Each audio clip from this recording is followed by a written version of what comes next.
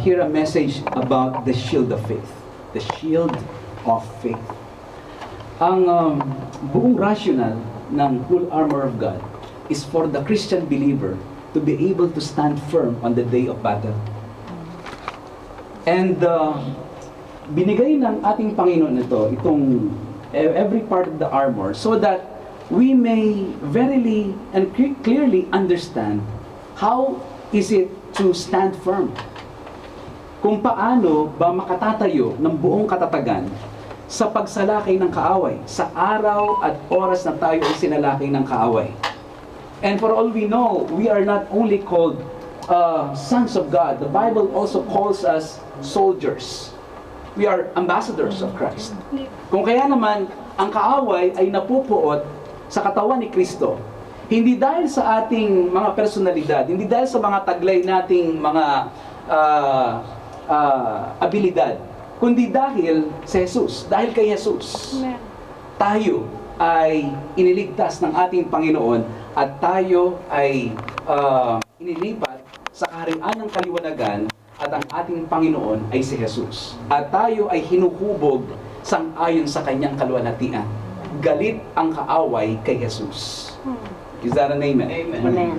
And because the enemy hates Christ, Satan hates Christ, he hates the body of Christ.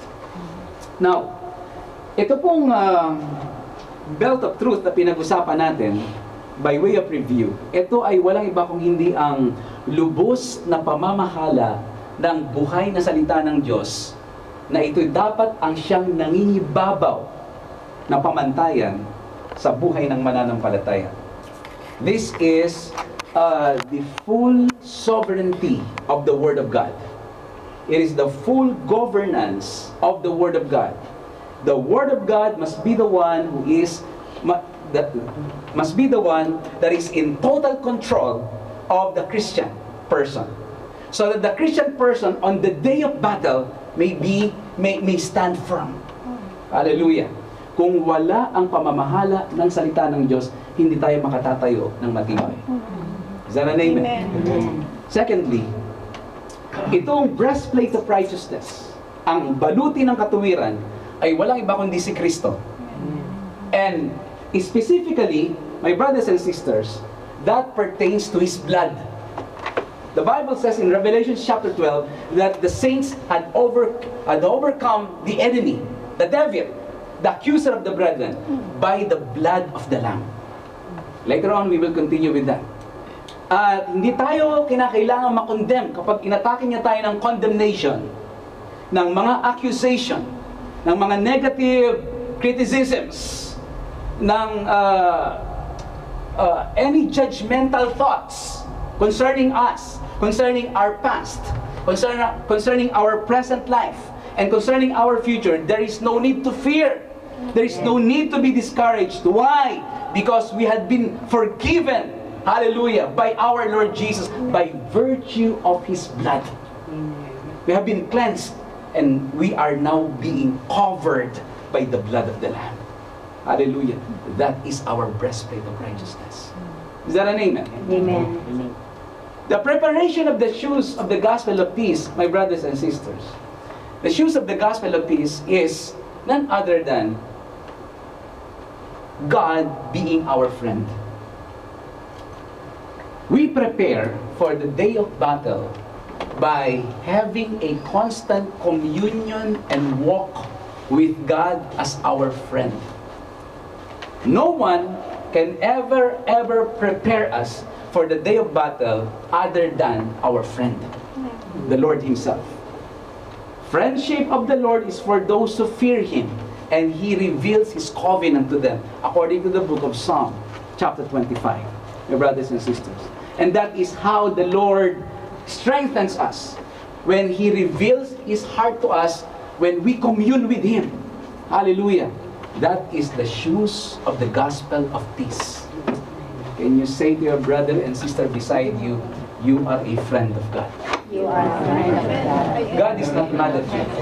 You are a friend of God. Sa gabi pong ito, ay pag-uusapan po natin ang kalasag ng pananampalataya, the shield of faith. The Apostle Paul commanded us that in all circumstances, we should take up the shield of faith. And by virtue of the shield of faith, we will be able to extinguish all the fiery darts of the wicked one. My brothers and sisters. Now, the shield of faith, my brothers and sisters, will enable us to stand on the day of evil. Kung walang shield of faith, hindi po tayo makatatayo ng matibay. Kaya unawain natin kung ano ang kalasag ng pananampalataya. Hallelujah. This is a very, very beautiful message na ibibigay ng Panginoon para sa ating lahat. What the shield of faith is. My brothers and sisters, the Bible says, God is our shield. Ang Panginoon ang ating pananggalang. Siya yung ating kalasag. By the way, my brothers and sisters, yung shield na tinutukoy ni Apostle Paul dito ay hindi yung maliit na shield. Yung maliit na shield na dala-dala ng soldier, ng Roman soldier. Inalintulad niya yung shield na to sa isang malaking shield. Na kung saan, dun sa likuran ng shield na yon, at the back of the shield, the soldier can just, hide and be safe from the flaming arrows of the wicked one. Kaya ito'y, sa ating paghahalintulad, itong shield na to ay pwedeng pagtaguan sa likod. Mga kapatid. Now, when the Bible says, God is our shield, that means that we can count on God. That we can make God as our hiding place. God is our hiding place.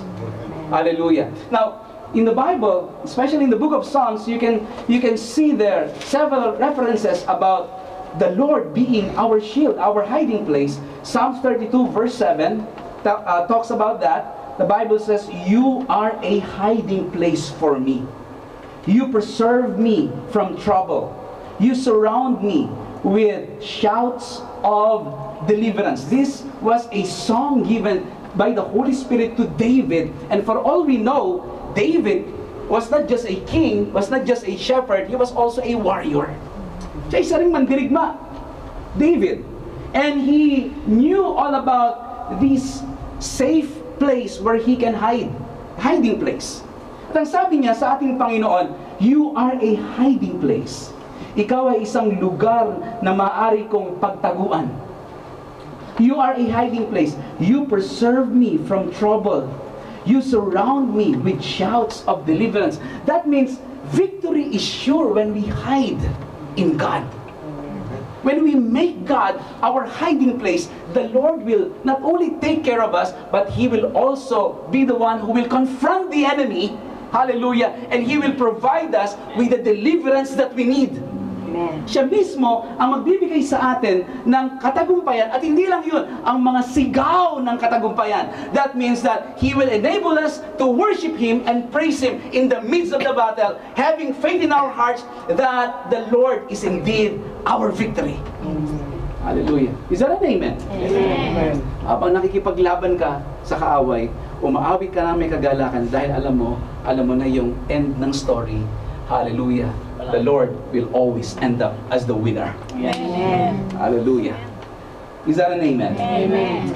Psalm 91, if you will go there, Psalm 91, we are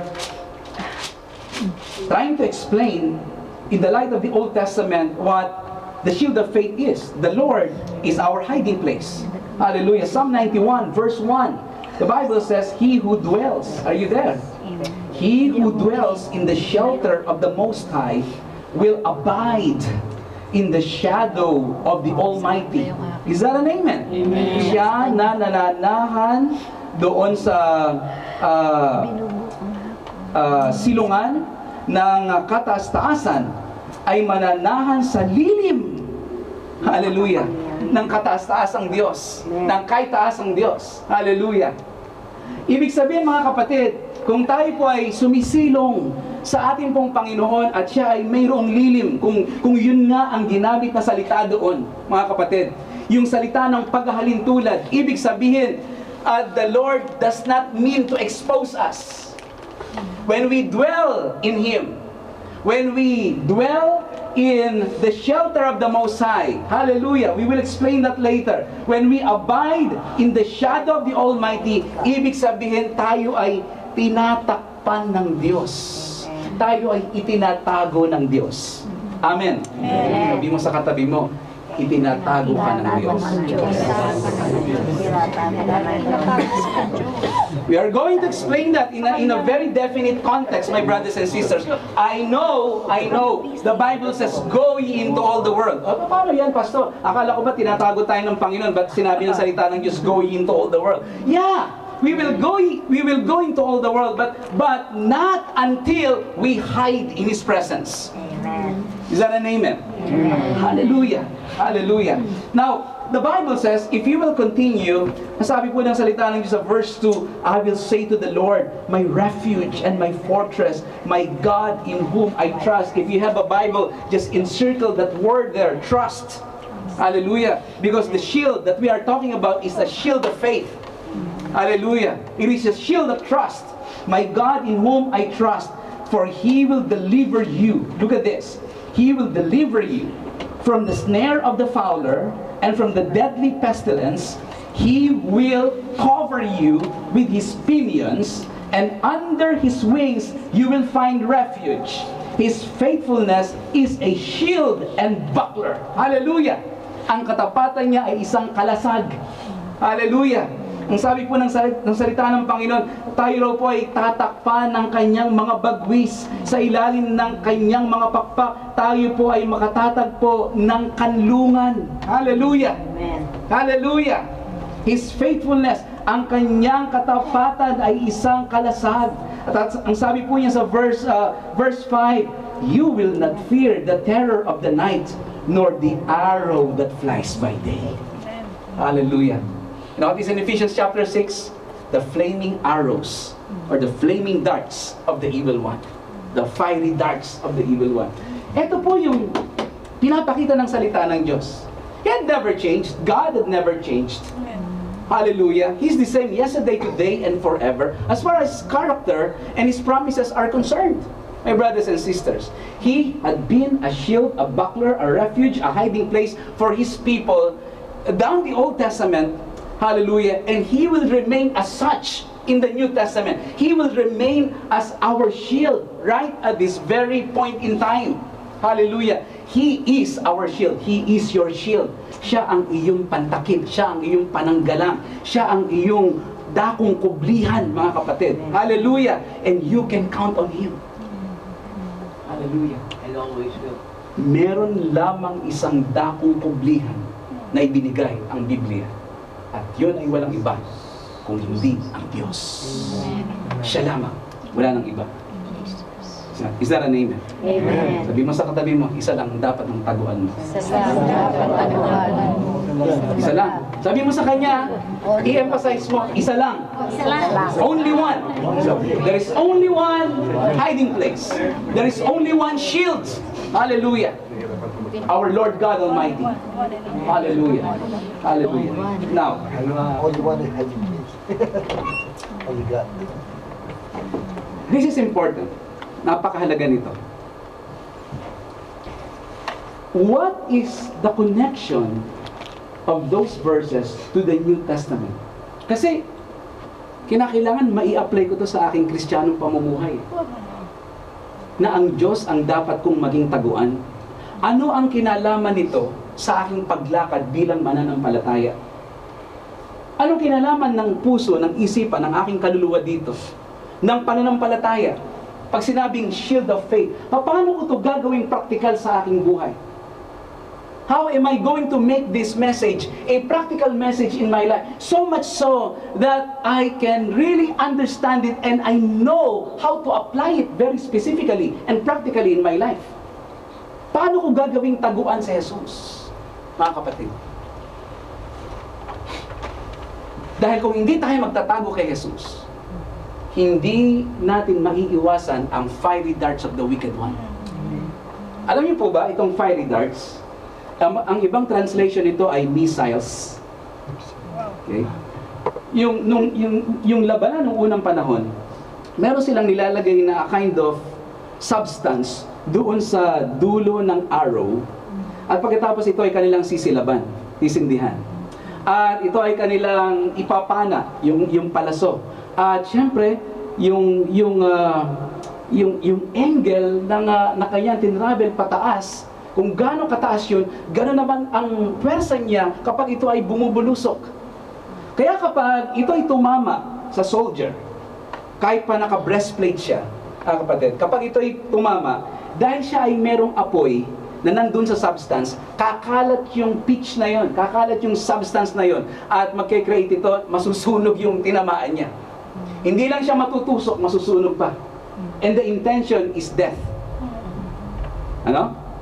So, eto, mga kapatid, papaano mo gagawing taguan si Kristo?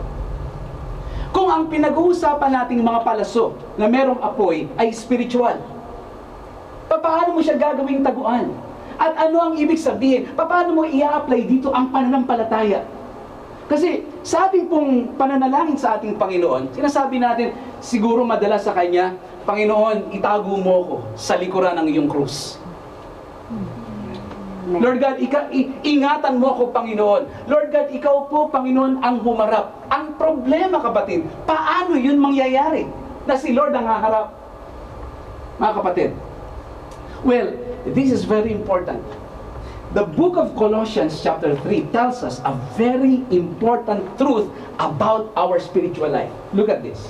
Colossians chapter 3. We must understand this, my brothers and sisters, so that we may be able to take up the shield of faith in all circumstances. Colossians chapter 3. Colossians chapter 3. Hallelujah. Verses 1 to 3.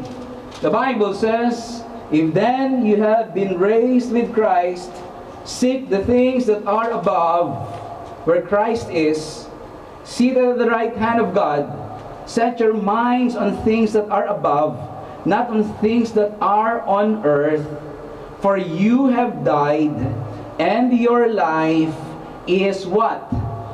And your life is hidden with Christ in God. The Apostle Paul described exactly the nature of the Christian life. Ngayong ikaw ay bagong nilalang na, nung ikaw ay pinagkalooban ng Diyos ng bagong puso, ng bagong espiritu at ng kanyang santong espiritu, at kanya kang ginawang isang bagong nilalang kay Jesus, ang ginawa ng Panginoon ay kanyang itinago ang iyong buhay kay Kristo sa Diyos. Amen. Amen. Dahil ang bagong puso na yan, the new heart, the new spirit, and the Holy Spirit, they are all meant to express Christ. They are all meant to manifest Christ, to give you the ability to manifest Christ. Na si Kristo ang siyang ipapakita ng iyong buhay, at yung Kristo na yun na iyong ipapakita sa pamamagitan ng Santong Espiritu, siya ang haharap sa lahat ng bagay. Amen. Kaya merong fruit of the Spirit.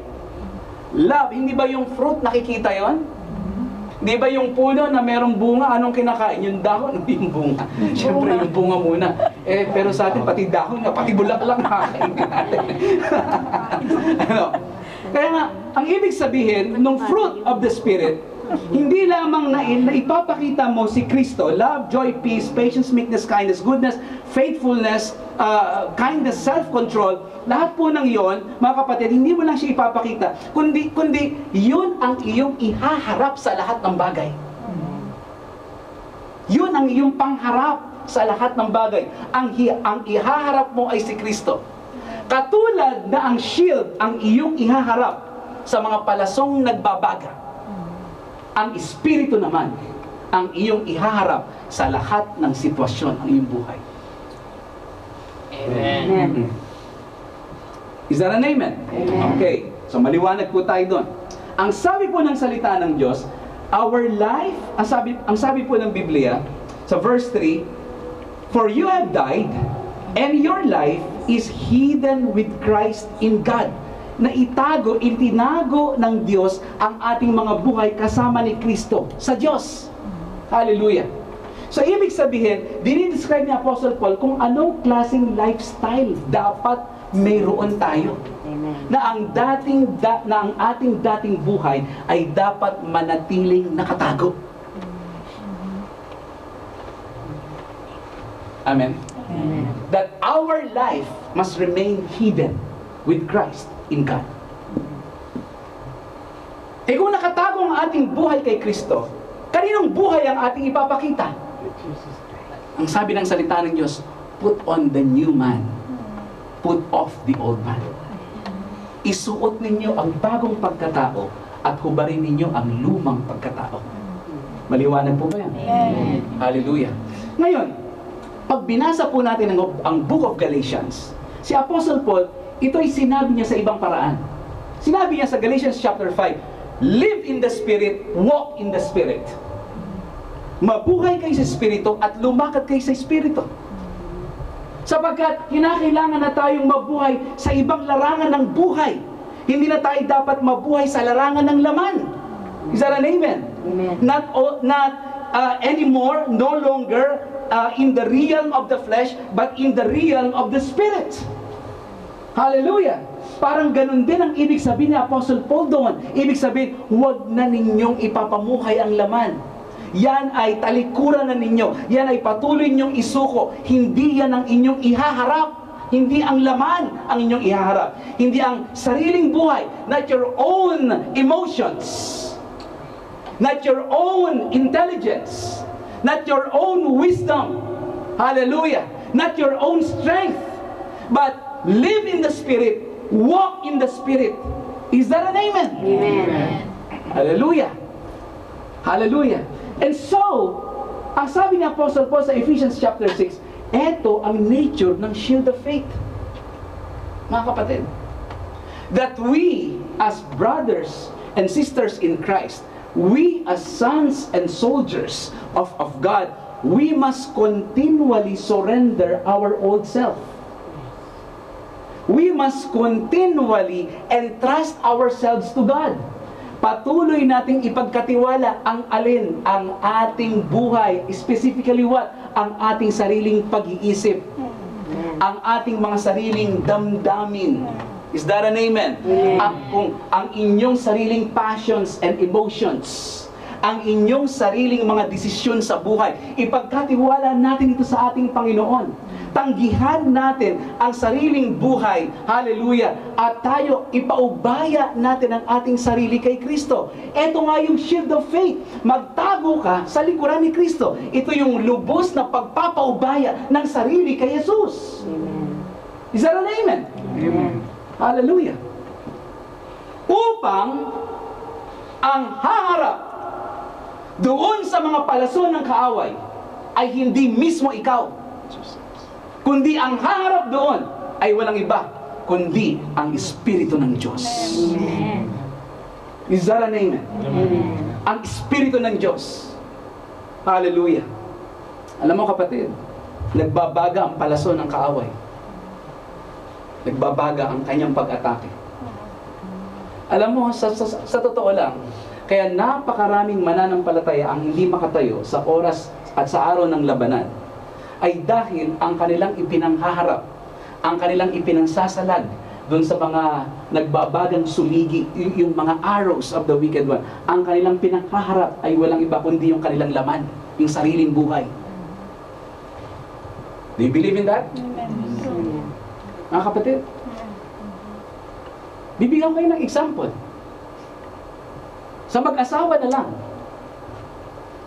Kapag asawa, yung partner in life mo talagang galit na galit sa'yo, nagngingit-ngit. Talagang alam mo, darling, hindi ka na lumalakad sa espiritu.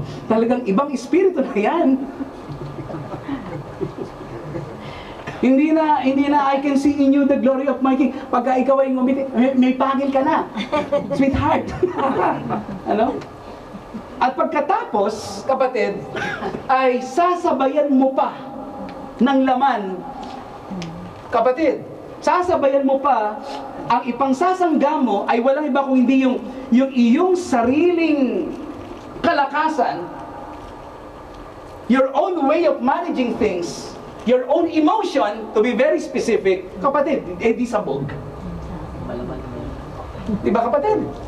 Sabog ang kakahinat na nun. Matutulog kayo kung hindi ka magkatalikod, ikaw ay nasa sopa. Kung walang sopa, nasa sahig ka. Sa kabilang kwarto. Alright? So ganun dahil ang pagkakamali ng mananampalataya, sinalag niya yung palaso. Oo nga, sinalag mo nga. Pero ang pansalag na ginamit mo, sariling buhay mo. Hindi mo itinago ang iyong buhay kay Jesus. Hindi mo isinuko ang iyong sariling mga emosyon kay Jesus. Hindi mo isinuko ang iyong mga damdamin. Hindi mo isinuko ang iyong mga kaisipan kay Jesus, ang iyong pamamaraan. Ikaw ay umiral ang sarili. Yun ang lumabas. Lumabas ka dun sa shield of faith, tapos ikaw mismo yung parang superhero na nagsasangga. Kung babae ka, Wonder Woman. Pag lalaki ka, ay, si Superman ako, hindi ako tatablan niya, hindi ako tatablan. Ikaw mismo yung humarap. Ang problema, ang sabi ng Panginoon ganito. Ang sabi ng Panginoon sa kanyang mga disciples, sabi niya, watch and pray that you may not enter into temptation. Anong ibig sabihin yan? Yung pinakasuma total nun, patuloy kang magtiwala sa Diyos. Pagmasdan mo ang Diyos. Ipaubaya mo ang iyong buhay sa Diyos. Panatilihin mo na ang iyong buhay ay nakatago sa Diyos. Bakit? Ang sabi ni Kristo, the spirit is willing and but the flesh is weak. Is that an amen? Amen. Kung ikaw ang sasalag, kapatid, oo nga, sasalag ka nga. But the flesh is weak. Bibigay ka. Sa araw ng labanan. Amen?